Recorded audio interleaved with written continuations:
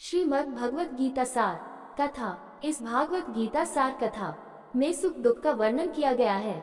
इस भागवत गीता में मानव के लिए हर अच्छे और बुरे कर्मों का वर्णन दिया गया है। दोस्तों, आप सभी चैनल को सब्सक्राइब लाइक करते हैं, जिसमें आप लोगों को कुछ नहीं मिलता, पर इस चैनल पर जीने की राह और ज्ञान भरी बातें मिलती है। तो आपसे निवेदन है कि हमारे चैनल को आप सब सपोर्ट करें और हौसला दें कि हम आप लोगों के लिए अच्छा ज्ञान, अच्छी बातें और अच्छे राह पर चलने के लिए अच्छा ज्ञान आप सबके लिए पहुंचाता रहूं। नमस्कार मित्रों, आप सबका हमारे चैनल पर स्वागत है। दोस्तों, इस चैनल पर सारे वेदों का ज्ञान मिलेगा। भगवत गीता अध्याय 15 श्लोक 9। श्रोत्रम चक्षु स्पर्शं च रसान् गृहमेव च अधिष्ठाय मंश्च विषयानुपासेवते। श्रोत्रम चक्षु स्पर्शं च रसानाघ्राणमेव च अधिष्ठाय मंश्छाया विषयानुपसेवते। श्रोत्रम कान चक्षु नेत्र स्पर्शनम स्पर्श इंद्रिय च तथा रसनम जिह्वा घ्राणम नाक भी च तथा अधिष्ठाय चारों ओर एकत्रित मन च भी अयम वे विषयान इंद्रिय विषय उपसेवते, स्वाद लेते हैं।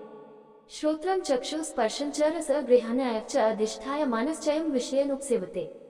अनुवाद: कान, आँख, त्वचा, जीभ और नाक की इंद्रिय संवेदनाओं का उपयोग करके जो मन के चारों ओर स्थित है, देहधारी आत्मा इंद्रियों के विषयों का आनंद लेती है। आत्मा दिव्य है, फिर वह इंद्रियों के विषयों का आनंद कैसे लेती है? मन और इंद्रियों की मदद से वह स्वाद, गंध, स्पर्श, अनुभव या ध्वनि का आनंद ले सकती है। मन और इंद्रियां भले ही निर्जीव हों, लेकिन आत्मा की चेतना के कारण वे सजीव हो जाती हैं। इससे उन्हें अपने विचारों, परिस्थितियों, व्यक्तियों और इंद्रियों के विषयों से सुख और दुख का अनुभव करने में मदद मिलती है। फिर देहधारी आत्मा अहंकार के कारण मन और इंद्रियों के उन्हीं अनुभवों को अपना मानती है। यहाँ समस्या यह है कि मन और इंद्रियों से प्राप्त सुख भौतिक है, लेकिन आत्मा दिव्य है। इसलिए चाहे कितनी भी मात्रा में हो, आत्मा कभी भी ऐसे भौतिक सुखों से संतुष्ट नहीं हो सकती। वह बेचैन रहती है और लगातार उस परम सुख की खोज में लगी रहती है। अमेरिकी दार्शनिक राल्फ वाल्डो इमर्सन ने बहुत ही खूबसूरती से कहा, हम मानते हैं कि मानव जीवन मतलबी है, लेकिन हमें कैसे पता चला कि यह मतलबी है? इस बेचैनी, इस पुराने असंतोष का आधार क्या है? अभाव और अज्ञानता की यह सार्वभौमिक भावना क्या है? लेकिन यह एक बढ़िया संकेत है जिसके द्वारा आत्मा अपना विशाल दावा करती है। एक अन्य प्रसिद्ध दार्शनिक मिस्टर एकहार्ट ने लिखा है, आत्मा में कुछ ऐसा है जो जीवित प्राणी से ऊपर है, दिव्य और सरल है। ये प्रकाश केवल अति आवश्यक सार से ही संतुष्ट होता है। वह दिव्य आनंद जो शाश्वत और अनंत दोनों है, जिसे निसंकोच आत्मा निरंतर खोजती रहती है, केवल ईश्वर से ही प्राप्त किया जा सकता है। जो लोग ये समझ लेते हैं कि मन और इंद्रियां ही बंधन का कारण है और इन इंद्रियों को ईश्वर की ओर मोड़ना ही इनसे मुक्त होने का एकमात्र उपाय है, वे भक्ति के मार्ग पर आगे बढ़ते हैं। हिंदी अवधीक में रामायण के रचयिता संत तुलसीदास इसका उत्कृष्ट उदाहरण है। एक युवा लड़के के रूप में वह अपनी पत्नी से बेहद प्यार करता था। एक बार वह कुछ दिनों के लिए अपने माता पिता के घर गई, जो एक नदी के उस पार एक नजदीकी गांव में था। रात में मौसम खराब था, लेकिन तुलसीदास बहुत बेचैन थे और उससे मिलने के लिए उत्सुक थे। उन्होंने तुरंत जाकर उससे मिलने का फैसला किया। बहुत अंधेरा था और बारिश हो रही थी, इसलिए कोई भी नाविक उन्हें नदी पार कराने के लिए तैयार नहीं था। फिर उसने पास में कुछ तैरता हुआ देखा। ये सोचकर कि यह एक लट्ठा है, वह उससे चिपक गया और तैरकर पार चला गया। जब वह उसके घर पहुंचा तो देर हो चुकी थी। वह पूरे घर को जगाने में झिझक रहा था। उसकी पत्नी का कमरा दूसरी मंजिल पर था। उसने उसे पुकारने के बारे में सोचा, लेकिन उसकी खिड़की से एक रस्सी लटकी हुई देखी। उसने उसे पकड़ा और उसके कमरे में चला गया। तुलसीदास को वहां देखकर वह आश्चर्यचकित हो गई और उसने पूछा कि वह इतनी रात को इतने खराब मौसम में कैसे आ गया। उसने खिड़की की ओर इशारा किया, लेकिन जब उन्होंने खिड़की से बाहर देखा तो दोनों चौंक गए। वहां रस्सी नहीं थी, बल्कि सांप था, और जिसे तुलसीदास ने लकड़ी समझ लिया था, वह वास्तव में एक तैरती हुई लाश थी। अपनी पत्नी के लिए उसकी इच्छा इतनी तीव्र थी कि उसने उसके दिमाग को अंधा कर दिया था। वह क्रोधित हो गई और उससे कहा, तुम मुझे मांस और रक्त से बने शरीर को चाहते हो। यदि तुम में ईश्वर के लिए इतनी तीव्र इच्छा होती तो तुम उसे प्राप्त कर लेते और जीवन मृत्यु के चक्र से मुक्त हो जाते। तुलसीदास के शब्दों ने उनके जीवन को बदल दिया। उन्होंने घर छोड़ दिया, गृहस्थ जीवन त्याग दिया और भक्ति में लग गए। भौतिक सुखों से खुद को अलग करके और उन्हें भगवान की भक्ति में लगाकर वे एक महान संत और कवि बन गए। बाद में उन्होंने लिखा, कामही नारी प्यारी जिमि लोभे ही प्रिया जिमि दामा, तिमि रघुनाथ निरंतर प्रिया लागु मोहि रामायण। जैसे कामी पुरुष सुंदर स्त्री की कामना करता है और लोभी व्यक्ति धन की कामना करता है, वैसे ही मेरा मन और इंद्रियां निरंतर भगवान राम की कामना करें। भगवद गीता अध्याय 15 श्लोक 10। उत्क्रामंतम स्थित वापि भुंजान वा गुणान्वितम विमूढ़ानानुपश्यन्ति पश्यन्ति ज्ञान चक्षुष। उत्क्रमंतम स्थित वापि भुंजाना वा गुणान्वितम विमूढ़ानानुपश्यन्ति पश्यन्ति ज्ञान चक्षुष।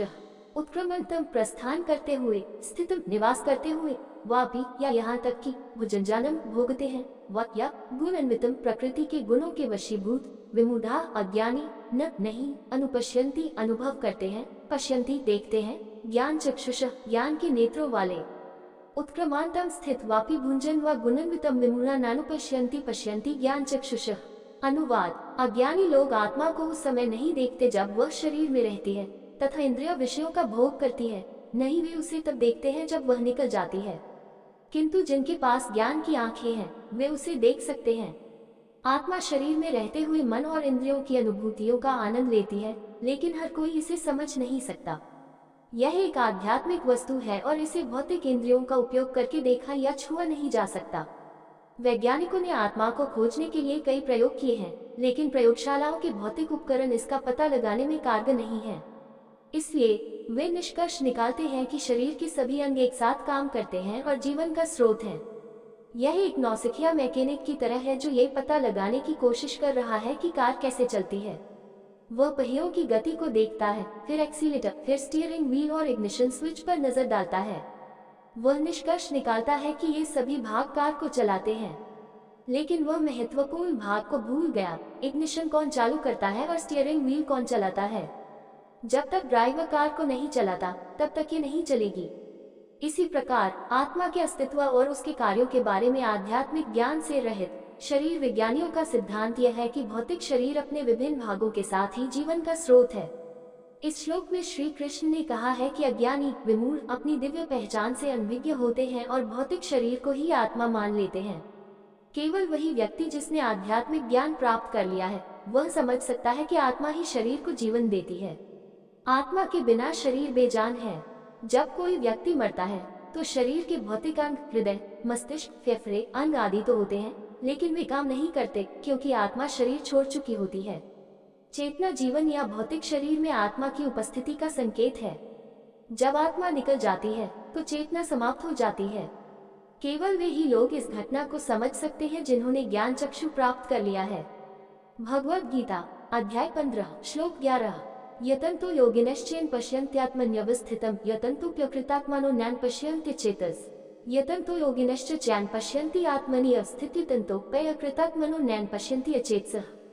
यतन्तः प्रयत्न करते हुए, योगिन योगीजन जब भी एन इस आत्मा को पश्यन्ति देखते हैं, आत्मनि शरीर में, अवस्थितम प्रतिष्ठित, यतन्तः प्रयत्न करते हैं, अपि यद्यपि अकृतात्माना जिनके मन शुद्ध नहीं हुए हैं, न नहीं एन इसे पश्यन्ति जानते हैं, अचेतस अनभिज्ञ।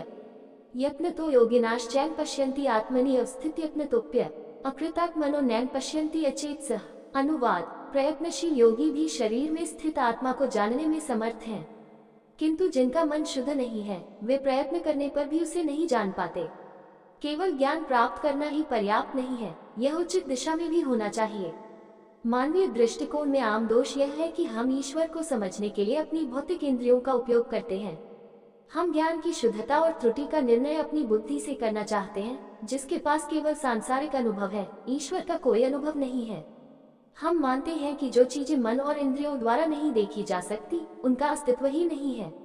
इस दृष्टिकोण को नोबेल पुरस्कार विजेता और फ्रांसीसी फिजियोलॉजिस्ट एलेक्सिस कैरल ने अच्छी तरह से स्पष्ट किया है।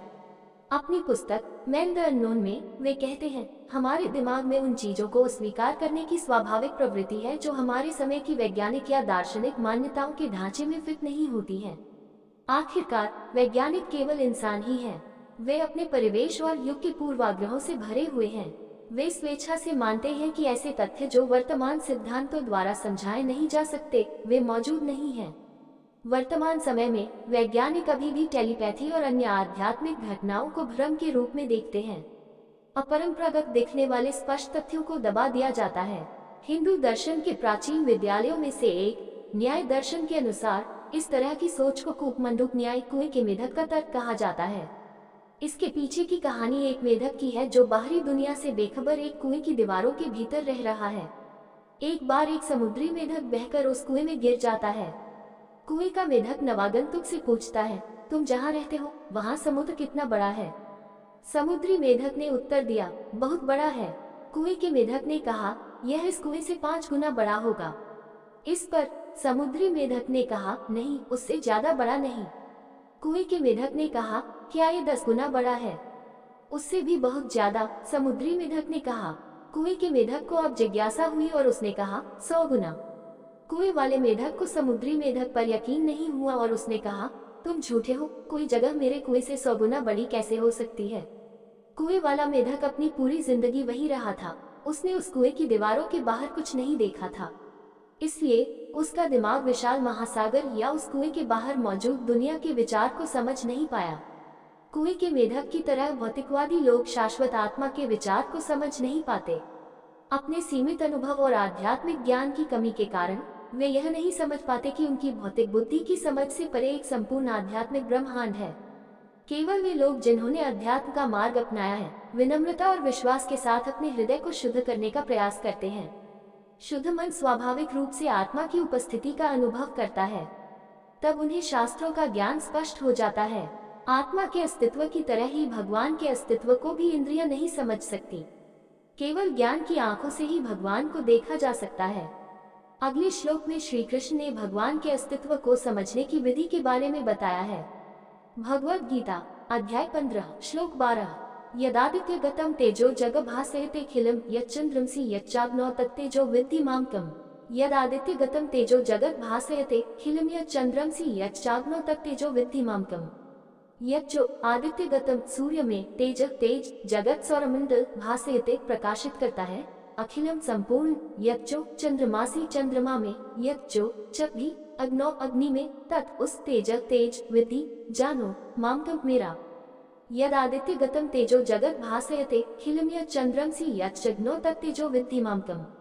अनुवाद, जान लो कि मैं सूर्य के तेज के समान हूँ जो संपूर्ण सौरमंडल को प्रकाशित करता है। चंद्रमा का तेज और अग्नि का तेज भी मुझसे ही आता है। मानव रूप में हम अपने मूल और शाश्वत स्वरूप को भूल जाते हैं। हम खुद को भौतिक शरीर मानते हैं और अपने शारीरिक संबंधों जैसे माता पिता, जीवन साथी, बच्चे, भौतिक संपत्ति आदि की ओर आकर्षित होते हैं। हमें लगता है कि वे सबसे महत्वपूर्ण हैं। हम ये भी भूल जाते हैं कि यह ईश्वर ही है जो पूरे ब्रह्मांड का निर्माता और पालन करता है।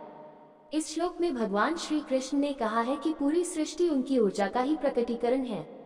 यहाँ तक कि सूर्य भी उनसे ही अपनी चमक प्राप्त करता है। वैज्ञानिक सिद्धांतों के अनुसार सूर्य द्वारा प्रति सेकंड उत्सर्जित ऊर्जा लाखों परमाणु ऊर्जा संयंत्रों के बराबर है और यह अरबों वर्षों से निरंतर चल रही प्रक्रिया है। फिर भी यह ऊर्जा किसी भी तरह से कम नहीं हुई है। सूर्य की महिमा और चमक भगवान की अद्भुत रचना का एक हिस्सा है। इसी तरह रात का आकाश चांद से जगमगाता है। हालांकि हमारी सांसारिक बुद्धि हमें यह विश्वास दिलाना चाहती है और यह वैज्ञानिक रूप से भी निष्कर्ष निकाला गया है कि चांदनी सूर्य के प्रकाश के परावर्तन के कारण होती है। लेकिन चांद की आवधिक गति भी ईश्वर की अद्भुत रचना का हिस्सा है। सूर्य, चंद्रमा, ग्रह, तारे, पंचमहाभूत पृथ्वी, जल, वायु, अग्नि और आकाश वास्तव में पूरा ब्रह्मांड ईश्वर की विभूतियों, ऐश्वर्य का प्रकटीकरण है। ये सोचना बहुत भोलापन होगा कि ऐसी अद्भुत आकाशीय व्यवस्था किसी यादृच्छिक बिग बैंग का परिणाम है। कैनोपनिषद में एक कहानी है जो इसे स्पष्ट करती है। एक बार देवताओं, स्वर्गीय देवताओं और दैत्यों, पाताल लोक के दानवों के बीच लंबे समय तक युद्ध चला। अंततः भगवान की कृपा से देवताओं की जीत हुई, लेकिन उनके अभिमान ने उन्हें ये सोचने पर मजबूर कर दिया कि यह उनकी अपनी ताकत के कारण था। भगवान उन्हें सबक सिखाना चाहते थे। वे आकाश में एक तेजोमय और शक्तिशाली यक्ष, एक अर्ध दिव्य प्राणी के रूप में प्रकट हुए। जब स्वर्ग के राजा इंद्र ने इस यक्ष को देखा तो वे असुरक्षित और भयभीत महसूस करने लगे। ये पता लगाने के लिए कि यह यक्ष कौन था, उन्होंने अग्नि देवता को भेजा। बड़े गर्व के साथ अग्नि ने यक्ष को चुनौती दी और कहा, मैं अग्नि देवता हूँ और मेरे पास कुछ ही सेकंड में पूरी दुनिया को जलाने की शक्ति है। कृपया अपना परिचय दें। यक्ष ने उसके सामने एक तिनका रखा और पूछा कि क्या वह उसे जला सकता है।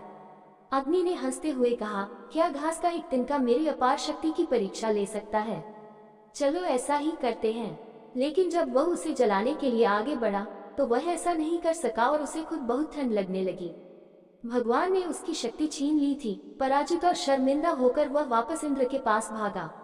इसके बाद इंद्र ने वायु देवता को ये जानने के लिए भेजा कि यह यक्ष कौन है। वह यक्ष के पास गया और बोला, मैं वायु देवता हूँ और मेरे पास कुछ ही सेकंड में दुनिया को उलट पुलट करने की शक्ति है, बताओ तुम कौन हो। फिर से यक्ष ने वायु के सामने तिनके का एक टुकड़ा रखा और कहा, अगर तुम कर सको तो इसे पलट दो।